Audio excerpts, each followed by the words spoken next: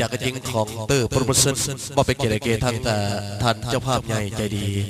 และกับพ่อแม่พี่น้องบรรดาท่านแขกผู้มีเกียรติทุกท่านขอมอบบรรยากาศผลงานเพลงของเบาเล่ลำเซ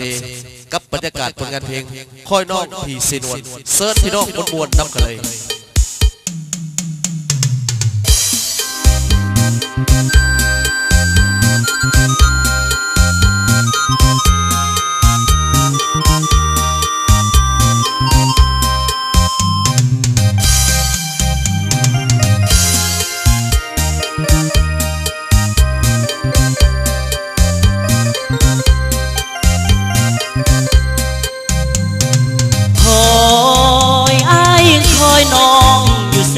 นว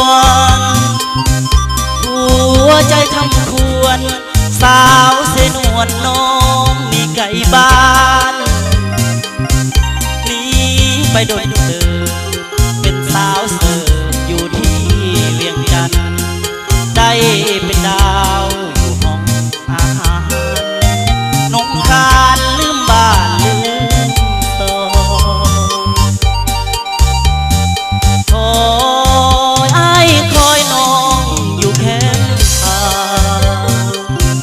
บ่เห็นน้องมาน้ำตาให้ไหลล้องลงลืมแล้วบ่ลาลิ้นทลาด้วยกันลอยลงได้เป็นดาวอยู่วังเวียงทองน้องเลยหลงลืมสาใจน้องนา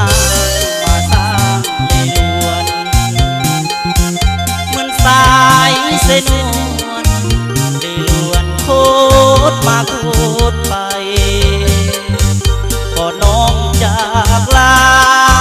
สัญญาให้ไว้กับสายมีเงินทำพอใช้สามใบน้องเต่าหัวคือน้องคืนมาสาเดินคนตาขึ้นมาบ้านนาเสนวนอย่าให้อายคอยหัวใจเลื่อนลอยคำพวนน้องนางที่เต่าหวนคือเบาเสนวนคนนี้ยังพอ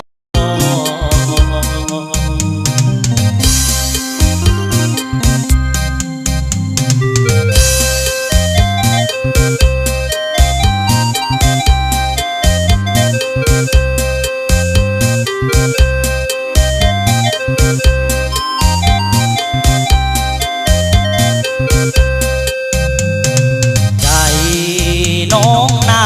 งมาทางเลลวนเหมือนสายเสนวนเลลวนโคตรมาโคตรไปก็น้องจากลาสัญญาให้ไว้กับสายมีเงินทำพอใช้